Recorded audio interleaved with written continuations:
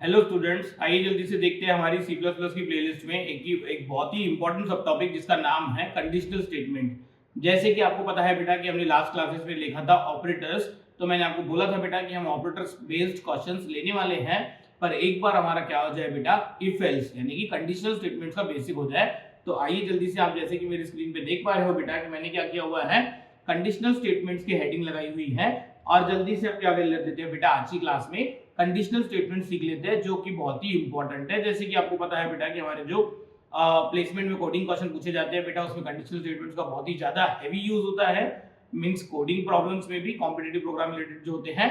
और बेटा if else में तो बेटा वो सूडो कोड यानी कि आउटपुट बेस्ड क्वेश्चन भी पूछते हैं कि एक छोटा सा कोड स्निपेट आपको दे देंगे और बोलेंगे कि इसका आउटपुट क्या होता है, वो निकालो, उसमें इफ का यूज होता ही है बेटा। तो आइए जल्दी से देखते हैं बेटा, कंडीशनल स्टेटमेंट मेनली हमारे क्या होते हैं, चार टाइप के होते हैं। उसमें सबसे पहला है बेटा इफ यानी कि ओनली इफ। बस अब ये क्या होता है बेटा, आइए जल्दी से देखते हैं इसका सिंटेक्स क्या है। सिंटेक्स यानी कि बेटा फॉर्मेट। भाई अगर हमें इफ स्टेटमेंट यूज करना ही है प्रोग्रामिंग में, सी प्लस प्लस में, तो उसका एक पर्टिकुलर फॉर्मेट होता है बेटा कि किस तरीके से हमें उसको लिखना है, तो उसको बोलते हैं सिंटेक्स। आई होप आप ये सिंटेक्स समझते हो बेटा क्या होता है, क्योंकि आपने पहले शायद सी लैंग्वेज कभी देखी हो बेटा। ठीक है, हाँ। तो बेटा सिंटेक्स ये है कि इफ कंडीशन, अब यहाँ कंडीशन बोलो या फिर आप इसको क्या बोलो, एक्सप्रेशन। यानी इफ और राउंड ब्रैकेट में बेटा एक एक्सप्रेशन दिया जाता है या फिर कंडीशन, और वो कंडीशन अगर बेटा क्या हो जाए, वो कंडीशन अगर ट्रू हो जाए, तो बेटा इस इफ के नीचे बेटा ये जो ब्लॉक ऑफ कोड लिखा हुआ है, दो कर्ली ब्रेसेस में लिखे हुए स्टेटमेंट्स को बेटा बोला जाता है ब्लॉक ऑफ कोड। तो बेटा इस इफ के अंदर जो ये कंडीशन है, कंडीशन की वैल्यू अगर ट्रू हो जाए, तो बेटा उसके नीचे लिखा हुआ ये ब्लॉक ऑफ स्टेटमेंट रन होगा। अच्छा, पर बेटा इफ के अंदर अगर ये कंडीशन जो है बेटा, ये अगर हमारी क्या हो जाए, फॉल्स हो जाए, तो बेटा इसके नीचे जो लिखा हुआ स्टेटमेंट है वो हमारा क्या हो जाएगा बेटा, बायपास हो जाएगा, वो रन नहीं होगा। कंट्रोल सीधा इफ के नीचे बेटा यहाँ पे जो स्टेटमेंट्स लिखे हुए हैं, कंट्रोल यहाँ पे लिखे हुए स्टेटमेंट्स रन करना शुरू कर देगा। इट मींस कि बेटा ये जो हमारा इफ है, ये तो बहुत ही सिंपल है। कैसे भाई, इफ के अंदर आपको एक एक्सप्रेशन देना है, उस एक्सप्रेशन की वैल्यू ट्रू हो गई तो उसके नीचे लिखा हुआ कोड इफ के नीचे लिखा हुआ रन होगा। अदरवाइज बेटा वो कोड रन नहीं होगा और हमारा कंट्रोल क्या हो जाएगा बेटा, आगे की स्टेटमेंट्स को एग्जीक्यूट करना, इफ के नीचे जो लिखी हुई है उसको रन करना शुरू कर देगा। तो आइए जल्दी से बेटा इसको हम क्या कर देते हैं, एक कोड के हिसाब से समझते हैं बेटा। जैसे कि आप देख पा रहे हो यहाँ पे कि बेटा मैंने यहाँ पे क्या किया हुआ है, इंट ए और सी इन ए, यानी कि एक ए नाम का नंबर बेटा मैंने क्या किया, पहले डिक्लेयर किया, फिर उसमें ए नाम के वेरिएबल में मैंने यूजर से इनपुट लिया। ठीक है, चलिए, और बेटा मैं यहाँ पे कोड लिख लेता हूँ और इसका मीनिंग भी मैं आपको समझाता हूँ। और मैंने लिखा बेटा यहाँ पे कि ये जो ए वेरिएबल है, इस वेरिएबल की वैल्यू अगर यूजर ने क्या दी थी बेटा, बराबर टू 10 दी थी, यानी इफ ए इक्वल टू क्या 10, तो बेटा मैंने यहाँ पे एक कोड लिख लिया। कौन सा कोड लिखा बेटा, मैंने लिखा यहाँ पे सी आउट। सी आउट में प्रिंट होना चाहिए बेटा एक मैसेज। क्या मैसेज प्रिंट होना चाहिए, बीएमसीसी। ये क्या होना चाहिए बेटा, बीएमसीसी। आई होप आप समझ रहे हो बेटा। तो मैंने इसको क्या कर दिया, इसको रन कर दिया, और रन कर दिया तो ये हमारा वेट कर रहा है, और बेटा मैंने यहाँ पे दे दिया क्या 10। तो बेटा देखिए यहाँ पे बीएमसीसी प्रिंट हो गया। आइए जल्दी से देखते हैं कि ये कोड काम कैसे कर रहा है बेटा। बहुत ही सिंपल है। सबसे पहले तो इंट ए, बेटा ये ए नाम का मेमोरी में 4 बाइट की जगह लोकेट हुई ए नाम के वेरिएबल के लिए। सी इन ए यानी कि कंपाइलर हमारा वेट करेगा, अभी यूजर इनपुट देगा, तो बेटा इनपुट मैंने क्या दिया 10, तो बेटा वो 10 बाय डिफॉल्ट ए में जाके स्टोर हुआ। अब देखिए बेटा ये हमारा स्टेटमेंट कैसे काम करेगा बेटा, ए की जगह आ जाएगा 10। मुझे बताइए 10 इक्वल टू 10, बेटा ये इक्वल टू हमारा क्या है बेटा, दो नंबर इक्वल है कि नहीं है चेक करने के लिए, यानी कि इक्वल्स टू चेक करने के लिए यूज होता है बेटा। मैंने आपको बताया था लास्ट क्लास में ऑपरेटर में, ये सिंगल इक्वल टू बेटा काय के लिए यूज होता है, असाइनमेंट ऑपरेटर के लिए। जैसे कि मैंने बोला भाई a इक्वल्स टू 10, तो बेटा a इक्वल्स टू 10 का मतलब क्या हुआ, ये 10 की वैल्यू आप इस a नाम के वेरिएबल को दे दो, यानी असाइन कर दो। ठीक है, या फिर मैंने आपको ऐसा बोला भाई a की वैल्यू 10 हो गई, अब मैंने बोला बेटा b इक्वल्स टू a, तो बेटा a में क्या पड़ा है 10, अब ये 10 वैल्यू किसको असाइन हो जाएंगी बेटा, b को भी असाइन हो जाएंगे। यानी सिंगल इक्वल्स टू होता है बेटा हमारे प्रोग्रामिंग में असाइनमेंट ऑपरेटर। पर बेटा मुझे a और b दो वेरिएबल्स चेक करने हैं कि इन दोनों की वैल्यू क्या इक्वल है कि नहीं है, तो बेटा हमारे पास इक्वल्स टू ऑपरेटर है जिसको हम सिंबॉलिकली दो इक्वल्स टू लगाते हैं बेटा। यानी कि मैंने इफ के अंदर लिखा a इक्वल्स टू b, तो इसका मतलब ये होता है बेटा a और b की वैल्यू अगर बराबर होगी तो यहाँ पे ट्रू आ जाएगा, और a और b की वैल्यू अगर बराबर नहीं होगी तो इस एक्सप्रेशन की जगह क्या आ जाएगा बेटा, फॉल्स आ जाएगा। और इफ का हमारा वही काम है बेटा, इफ के अंदर की कंडीशन एक्सप्रेशन अगर ट्रू हो गया तो ब्लॉक ऑफ कोड रन होगा, अदरवाइज वो कोड रन होगा नहीं। तो बेटा मैंने यहाँ पे a की वैल्यू 10 दी, 10 इक्वल टू 10, यस, तो बेटा ये कंडीशन ट्रू हो गई। तो इफ के नीचे देखो ब्लॉक ऑफ कोड भी क्या लिखा हुआ है, बीएमसीसी, तो ये बीएमसीसी प्रिंट हुआ। अच्छा, पर बेटा व्हाट इफ ये कंडीशन फॉल्स हो जाए, कंडीशन फॉल्स हो जाती थी तो बेटा हमारा कंट्रोल इस इफ ब्लॉक में जाता ही नहीं था। चलिए कोई दिक्कत नहीं, मैं इसको डिलीट कर देता हूँ और इसको क्या कर देता हूँ बेटा, फिर से रन कर देता हूँ, सो दैट आपके समझ में बहुत ही सिंपल तरीके से आ जाएगा। और अब बेटा मैंने दी वेरिएबल की वैल्यू a की 5, तो देखिए बेटा हमारा कुछ भी रन हुआ नहीं, यानी कि बेटा अब क्या हुआ होगा यहाँ पे, ध्यान से देखिएगा बेटा, मैं आपको फिर से समझा देता हूँ। बेटा अब a में 5 आ गया, तो बेटा ये 5 इक्वल टू 10, तो ये कंडीशन फॉल्स हो गई। फॉल्स हो गई तो बेटा हमारा कंट्रोल इस ब्लॉक को रन करने गया ही नहीं। बेटा ब्लॉक ऑफ कोड किसको बोलते हैं, दो कर्ली ब्रेसेस के बीच में लिखे हुए कोड को हम क्या बोलते हैं, ब्लॉक ऑफ कोड। और एक मैं आपको यहाँ पे कंसेप्ट समझा दूं बेटा, कि मुझे बताइए बेटा ये इफ के अंदर हम कंडीशन या फिर एक्सप्रेशन लिख रहे हैं बेटा, बेटा ये इफ की कंडीशन अगर ट्रू हो जाए तो इफ के नीचे हमारा लिखा हुआ जो कोड है वो रन होता है बेटा। पर व्हाट इफ की मेरी इफ की कंडीशन ट्रू हो जाए तो मुझे सिर्फ और सिर्फ एक ही स्टेटमेंट रन करवाना है, मल्टीपल स्टेटमेंट रन नहीं करवाने कंडीशन ट्रू होने पे। तो बेटा ये मैंने लिखा यहाँ पे इफ, और इफ के नीचे क्या लिखी मैंने, कंडीशन, और ये कंडीशन ट्रू हो जाए तो बेटा इस इफ के नीचे जो एक स्टेटमेंट लिखा होता है, कौन सा स्टेटमेंट, एक स्टेटमेंट, बाय डिफॉल्ट बेटा इफ के नीचे लिखा हुआ एक स्टेटमेंट इस इफ के अंदर ही कंसीडर होता है। व्हाट इट मींस कि बेटा ये सी आउट बीएमसीसी, बेटा ये इफ की कंडीशन ट्रू होने पे तो मुझे ये एक ही स्टेटमेंट रन करवाना है ना, तो यहाँ पे ये कर्ली ब्रेस में लगाऊं तो भी ठीक है, नहीं लगाऊं तो भी ठीक है। इट मींस बेटा कि इफ के नीचे लिखा हुआ एक स्टेटमेंट बाय डिफॉल्ट उस इफ का पार्ट ही माना जाता है, पर इफ की कंडीशन ट्रू होने पे अगर मुझे एक से ज्यादा स्टेटमेंट रन करवाने हैं तो ही मुझे इस तरीके से कर्ली ब्रेसेस यानी कि कर्ली ब्रेसेस लगाने पड़ते हैं। एक स्टेटमेंट के लिए आपने लगाया तो भी ठीक है, नहीं लगाया तो भी ठीक है। अब इसका मीनिंग क्या होता है वो मैं आपको आगे डिटेल में बताऊंगा। आई होप कि आपको ये इफ मींस पहला टाइप समझ में आ गया होगा, बहुत ही सिंपल है। तो जल्दी से हम क्या कर लेते हैं बेटा, सेकंड कंडीशनल स्टेटमेंट में सेकंड क्या है, सेकंड पे स्विच कर जाते हैं। सेकंड है बेटा हमारा एक मिनट रुक जाइए, सेकंड है बेटा इफ एल्स, बताता हूं मैं क्या होता है ये। हाँ देखिए सेकंड है हमारा इफ एल्स। बेटा मुझे बताइए अभी तक जो हमने ये इफ देखा उसमें हो क्या रहा था, इफ के अंदर हम जो कंडीशन या फिर एक्सप्रेशन लिख रहे थे उसकी वैल्यू ट्रू हो जाए तो कुछ ब्लॉक ऑफ कोड रन हो रहा था।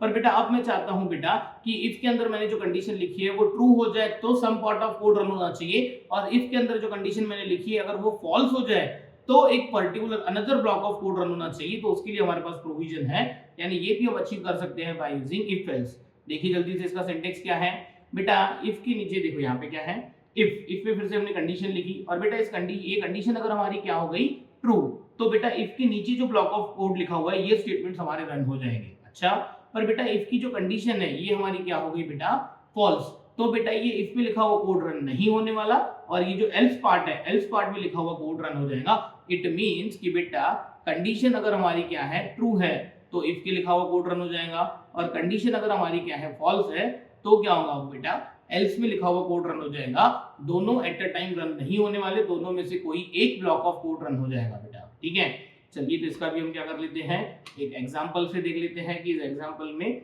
यानी करना क्या है। देखिए जल्दी से मैं इसको हटा देता हूं फिलहाल, ठीक है मैंने फिर से लिख लेंगे। हाँ करना यहाँ पे ये है बेटा कि मुझे चेक करना है कि मैंने एक नंबर इनपुट लिया यूजर से, और चेक करना है कि वो नंबर इवन है कि ऑड है। ठीक है बहुत ही सिंपल काम है। तो बेटा मुझे बताइए इंट ए सीन ए, मैंने यूजर से ये नंबर तो ले लिया, पर अब ये जो यूजर ने नंबर इंटीजर नंबर एंटर किया है वो इवन है कि ऑड है, ये मुझे चेक करना है और अकॉर्डिंगली आउटपुट डिवाइस पे मैसेज प्रिंट करना है। तो बेटा मुझे बताइए हम लास्ट टाइम ऑपरेटर्स में एक बहुत ही अच्छा अरिथमेटिक ऑपरेटर देखा था जिसका सिंबल तो परसेंटेज के जैसा था, पर वो करता क्या है बेटा, मॉड्यूलस ऑपरेटर रिमाइंडर रिटर्न करता है। आई होप कि ये एक मैंने ऐसा परसेंटेज का मॉड्यूलस ऑपरेटर मैंने आपको समझाया था लास्ट टाइम। आइए इसका बहुत ही अच्छा यूज कर लेते हैं हम यहाँ पे। बेटा मुझे एक बात बताइए, जैसे कि मैंने आपको बोला 51, तो बेटा मैं ये 51 को करूंगा बेटा mod 2, तो बेटा आंसर क्या आएगा बेटा, बहुत ही सिंपल है। आप 51 को क्या कीजिए बेटा, 50 में करके बताता हूँ, 51 को 2 से डिवाइड कीजिए बेटा, 2 into 25 कितना हो जाएगा बेटा 50, सॉरी 50, ये 50 51 माइनस 50 कितना 1। तो बेटा ये डिवीजन हो गया, इससे ज्यादा ये डिवीजन सॉल्व होने वाला नहीं है। क्यों? क्योंकि ये 1 हमारे इस 2 से क्या है बेटा, छोटा है, तो ये डिवीजन और कंटिन्यू नहीं होगा, मींस डेसिमल में आंसर नहीं आएगा, 25.5 आंसर नहीं आता है बेटा, क्योंकि दो इंटीजर्स का डिवीजन बेटा क्या होता है, इंटीजर नंबर ही होता है, ये भी हम आपको बताए थे। ठीक है तो बेटा ये क्या होगा, बेटा इनका रिमाइंडर, तो मुझे बताइए इस डिवीजन का आंसर क्या, यानी क्वोशिएंट कितना 25, पर रिमाइंडर कितना है 1, तो बेटा 51 को हम 2 से डिवाइड करेंगे तो रिमाइंडर क्या आ जाएगा बेटा 1। सिमिलरली अगर किसी ने आपको ऐसा बोला भाई 17, आप 17 को क्या करो 2 से डिवाइड करो, तो बेटा मुझे बताइए 17 को हम 2 से डिवाइड करेंगे ऐसा, तो बेटा 2 into 8 कितना 16, 17 माइनस 16 कितना 1। तो बेटा ऑड नंबर को हम जब भी डिवाइड करेंगे 2 से, तो बेटा देखिए रिमाइंडर क्या आ रहा है 1 आ रहा है, कोई भी ऑड नंबर हो, मैंने बोल दिया 101, बेटा इस 101 को अगर मैंने क्या किया 2 से डिवाइड किया और मैंने आपसे पूछा कि रिमाइंडर क्या आएगा, तो बेटा रिमाइंडर इसका भी क्या आएगा 1, यानी कि हम 2 से अगर क्या करते हैं बेटा मॉड कर देते हैं, यानी कि 2 से डिवाइड करते हैं ऑड नंबर को, तो रिमाइंडर क्या आता है 1। अच्छा चलिए कोई दिक्कत नहीं बेटा। मुझे बताइए इवन नंबर, भाई मैंने बोल दिया भाई 8, भाई 8 को आप क्या कीजिए 2 से डिवाइड कीजिए और हमें बताइए रिमाइंडर। तो बेटा मैंने 8 को 2 से डिवाइड किया, 2 into 4 8 हो जाएगा, 8 minus 8 हो जाएगा 0। तो बेटा हम 8 को 2 से डिवाइड करेंगे तो रिमाइंडर क्या आया 0, तो बेटा मॉड ऑपरेटर तो 0 रिटर्न कर देगा। अच्छा कोई और इवन नंबर ले लीजिए बेटा, मैंने ले लिया सपोज 60, बेटा 60 को मैंने क्या किया 2 से डिवाइड किया, तो बेटा 2 into 30 60 minus 60 becomes 0। तो बेटा 2 इवन नंबर को देखो, 2 जब भी इवन नंबर को डिवाइड कर रहा है तो आंसर क्या आ रहा है बेटा 0 आ रहा है। सिमिलरली कोई भी एक नंबर ले लीजिए, मैंने ले लिया बेटा 1024, ठीक है 1024। बेटा इसको भी अगर हम क्या करेंगे 2 से डिवाइड करेंगे तो बेटा रिमाइंडर तो कितना आएगा 0 आएगा, क्योंकि ये भी एक क्या है इवन नंबर। तो आइए जल्दी से मॉड ऑपरेटर की इस प्रॉपर्टी को मैं क्या कर लेता हूँ यूज कर लेता हूँ और अकॉर्डिंगली हम क्या कर लेते हैं कि गिवन नंबर इवन है कि ऑड है वो चेक कर लेते हैं। कैसे भाई, बहुत ही सिंपल है, मैंने यूजर से एक नंबर दिया a और अब मैं यहाँ पे कर देता हूँ बेटा a mod 2 और मैं बोलता हूँ कि बेटा a mod 2 का आंसर अगर इक्वल टू क्या आ रहा है 0 आ रहा है, यानी कि a को 2 से डिवाइड करने के बाद अगर रिमाइंडर 0 आ रहा है तो बेटा मुझे क्या करना है, तो वो इवन नंबर है और मुझे आउटपुट डिवाइस पे मैसेज प्रिंट करना है क्या कि given number is even number. तो मैं सिर्फ और सिर्फ इवन प्रिंट कर लेता हूँ, आपको पूरा डेकोरेट करके प्रिंट करना है, आप डेकोरेट करके गिवन नंबर इज इवन पूरा प्रिंट कर लीजिएगा। और बेटा मैंने यहाँ पे क्या किया एल्स, और एल्स में मैंने क्या लिखा बेटा, एल्स में लिखा बेटा मैंने सी आउट ऑड, क्योंकि बेटा अगर वो इवन नंबर नहीं है तो क्या है वो, तो वो ऑड नंबर है बेटा। आइए मैं इसको ट्राई रन भी करके दिखा देता हूँ कि ये कैसे काम करेगा। बेटा मैंने इसको सबसे पहले तो क्या किया रन किया और दिया मैंने यहाँ पे क्या 5, मुझे बताइए 5 इवन नंबर है कि ऑड नंबर है, तो देखिए क्या आ गया बेटा ऑड। अच्छा चलिए एक इवन नंबर दे देते हैं, मैंने फिर से रन कर दिया और मैंने यहाँ पे क्या दे दिया 8, बेटा 8 दिया तो देखिए क्या प्रिंट हो रहा है इवन। आइए जल्दी से देखते हैं कि ट्राई रन करके ये काम कैसे कर रहा है कोड। बेटा बहुत ही सिंपल है बेटा, इंट a सीन a, यानी a नाम का वेरिएबल बना 4 बाइट का और यूजर से इनपुट लिया गया और उसने यूजर ने दिया सपोज 8। तो बेटा देखिए यहाँ पे हो क्या रहा है बेटा a mod 2, तो बेटा 8 को हम क्या कर रहे हैं 2 से डिवाइड, 2 4 जा कितना 2 4 जा 8 और ये क्या आ जाएगा 0। तो बेटा a को यानी 8 को 2 से डिवाइड करेंगे और रिमाइंडर निकालेंगे तो आ जाएगा 0। मुझे बताइए 0 इक्वल टू 0 ट्रू, ट्रू तो बेटा if के अंदर कौन सा स्टेटमेंट लिखा हुआ है सी आउट इवन, तो देखिए ये इवन प्रिंट हो गया। और बेटा देखो मैंने यहाँ पे कोई कर्ली ब्रेस लगाया नहीं, यानी कि बेटा इफ के नीचे बाय डिफॉल्ट लिखा हुआ एक स्टेटमेंट यानी कि सी आउट इवन इस इफ में कंसीडर हो रहा है। और बेटा ये एल्स में भी मैंने एक ही स्टेटमेंट लिखा है सी आउट ऑड, तो बेटा एल्स के नीचे लिखा हुआ एक स्टेटमेंट बाय डिफॉल्ट एल्स के अंदर ही कंसीडर होता है। अगर आप चाहते हो एल्स पार्ट में मुझे एक से ज्यादा स्टेटमेंट लिखने हैं तो आप कर्ली ब्रेसेस में लिखिए, यानी कि कंडीशन फॉल्स होने पे अगर मुझे एक से ज्यादा स्टेटमेंट रन करवाने हैं तो बेटा मुझे एल्स में क्या करना पड़ेगा कर्ली ब्रेस लगाने पड़ेगा, लिखना पड़ेगा। चलिए एक और एग्जांपल ले लेते हैं। मुझे बताइए मैंने यूजर ने a में क्या दे दिया बेटा 5 दे दिया, ठीक है।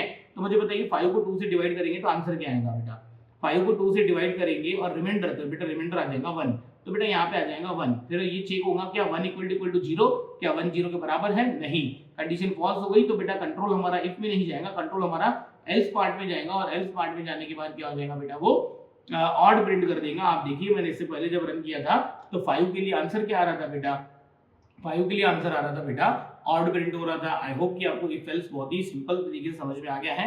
देखिए बेटा हम बहुत ही डिफिकल्ट वाले एग्जांपल्स भी लेने वाले हैं, तो फिलहाल आपको क्या करना है ये इफ एल्स कंडीशनल स्टेटमेंट्स होते क्या है बेटा ये समझना है, इसलिए हम बहुत ही सिंपल वाले एग्जांपल फिलहाल ले रहे हैं। चलिए तो मैं क्या कर देता हूँ बेटा इसको डिलीट कर देता हूँ और हम क्या कर देते हैं फिर से थ्योरी पार्ट में आ जाते हैं। थ्योरी पार्ट में हम देखते हैं बेटा 1 मिनट रुक जाइए बेटा, इसको बंद करके मैं सीधा ये कर देता हूँ, ठीक है।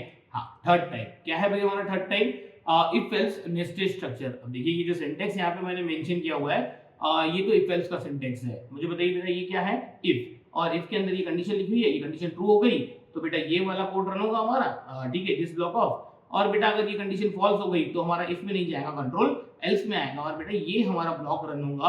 यानी ये सिंटेक्स तो बेटा इफ एल्स का है, ये नेस्टेड इफ एल्स का सिंटेक्स नहीं है। तो नेस्टेड का मतलब क्या बेटा, तो बेटा मुझे बताइए ये इफ के अंदर जो मैंने कंडीशन लिखी ये कंडीशन सपोज ट्रू हो गई तो बेटा मैं इफ ब्लॉक के अंदर आ जाऊंगा। मुझे लगता है कि इफ ब्लॉक के अंदर मुझे एक और कंडीशन चेक करनी है, तो क्या मैं इस इफ के अंदर फिर से इफ नहीं लिख सकता हूँ, क्या लिख सकते हैं बेटा। हाँ मैं चाहूं तो इफ भी लिख सकता हूं, मैं चाहूं तो इफ एल्स भी लिख सकता हूं। यानी कि इफ के अंदर मुझे फिर से इफ या फिर इफ के अंदर मुझे फिर से इफ एल्स लिखना है तो हम लिख सकते हैं।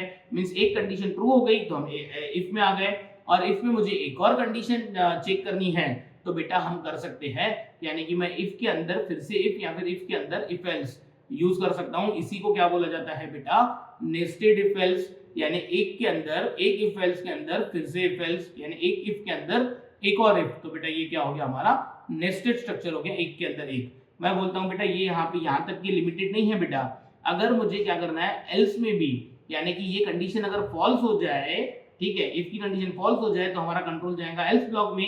तो बेटा एल्स ब्लॉक में ये पहली कंडीशन फॉल्स होने के बाद हम एंटर करेंगे, और पहली कंडीशन फॉल्स होने के बाद एल्स में जाने के बाद मुझे अगर यहाँ पे फिर से कोई कंडीशन चेक करनी है तो बेटा इस एल्स के अंदर भी मैं इफ या फिर इस एल्स के अंदर भी मैं इफ एल्स पूरा का पूरा क्या कर सकता हूँ, लिख सकता हूँ बेटा। तो हम इफ को इफ के अंदर भी यूज कर सकते हैं, इफ को हम एल्स के अंदर भी यूज कर सकते हैं। तो इस स्ट्रक्चर को क्या बोला जाता है बेटा, नेस्टेड स्ट्रक्चर बोला जाता है, यानी कि एक के अंदर एक, यानी हम इफ के अंदर फिर से इफ यूज कर सकते हैं या फिर एल्स के अंदर भी फिर से इफ यूज कर सकते हैं, तो उसको बोला जाता है बेटा नेस्टेड स्ट्रक्चर। आइए जल्दी से इसको थोड़ा सा एक एग्जांपल से समझते हैं। जैसे कि आप देख पा रहे हो बेटा हमारे स्क्रीन पे कि मैंने यहाँ पे ये एक नंबर दिया है बेटा। अब एक नंबर नहीं, मैं क्या कर लेता हूँ, यूजर से दो नंबर ले लेता हूँ, ए और बी, और ये दोनों नंबर मैं यूजर से लेता हूँ। जैसे हमने ए तो लिया इनपुट, मैंने यहाँ पे बी लिख दिया, तो यूजर क्या करेगा, बी भी दे देगा और बी भी हमारा आ जाएगा इनपुट। पर बेटा आप मुझे क्या करना है कि ए और बी में से बड़ा कौन है, ठीक है, यानी कि ए और बी में बड़ा कौन है का मतलब होता है बेटा ग्रेटर नंबर कौन है। भाई ए अगर ग्रेटर है तो ए इज ग्रेटेस्ट प्रिंट होना चाहिए, और अगर बी बड़ा है तो बी इज ग्रेटर, ये प्रिंट होना चाहिए। पर बेटा मुझे बताइए ए और बी क्या सिर्फ ए बड़ा या बी बड़ा हो सकता है, दोनों इक्वल भी तो हो सकते हैं। तो दोनों अगर इक्वल है तो वो इक्वल प्रिंट होने चाहिए। इस तरीके से मुझे क्या करना है, कोड करना है। तो बेटा मैंने यहाँ पे क्या किया, बहुत ही सिंपल तरीके से लिखा, यहाँ पे मैंने लिखा यहाँ पे if A is greater than B, यानी ए अगर क्या है बेटा बी से बड़ा है तो बेटा ए अगर बी से बड़ा है तो हमें आउटपुट डिवाइस में मैसेज प्रिंट करना है। क्या प्रिंट करना है, a is greater, a is greater. भाई ए वाला जो नंबर है ए और बी में से वो क्या है, हमारा बड़ा है, बहुत ही सिंपल। पर मुझे बताइए बेटा मैंने इफ में लिखा ए ग्रेटर देन बी और वो कंडीशन ट्रू हो गई, ए सच में बड़ा है तो ए इज ग्रेटर प्रिंट हो जाएगा। पर बेटा मुझे बताइए एल्स में हमारा कंट्रोल कब आएगा बेटा, तो एल्स में हमारा कंट्रोल तब आएगा जब ए हमारा बड़ा नहीं होगा। तो बेटा हम एल्स में आ गए, ये लीजिए बेटा मैंने कर्ली ब्रेसेस लगा दिए, एल्स में आ गए। अगर ए बड़ा नहीं है तो हम काय में आ गए, एल्स में। पर बेटा एल्स में भी तो मुझे दो चीजें चेक करनी है, कौन सी दो चीजें चेक करनी है, यानी इफ, मैं यहाँ पे लगा देता हूँ भाई, इफ अगर हमारा क्या है a लेस देन b है, यानी कि b बड़ा है, ठीक है, यानी हमारा क्या है b बड़ा है, तो हमारा मैसेज क्या प्रिंट होना चाहिए भाई, b इज ग्रेटर। तो क्या मैसेज प्रिंट होना चाहिए, b is greater, b number हमारा क्या है, बड़ा है। तो बेटा इस इफ का भी मैं एक एल्स लगा देता हूँ। एल्स मुझे बताइए बेटा a अगर बड़ा नहीं है तो हम इस एल्स में आए, एल्स में हमने चेक किया इफ, क्या चेक किया बेटा, a अगर छोटा है तो हमारा क्या हो जाएगा बेटा, b इज ग्रेटर प्रिंट हो जाएगा। पर बेटा a बड़ा नहीं है तो हम इस एल्स में आए, और a छोटा नहीं है तो हम इस एल्स में आए। तो बेटा इस एल्स में मुझे क्या करना पड़ेगा, डायरेक्ट लिखना पड़ेगा सी आउट कि दोनों नंबर्स क्या है बेटा, इक्वल।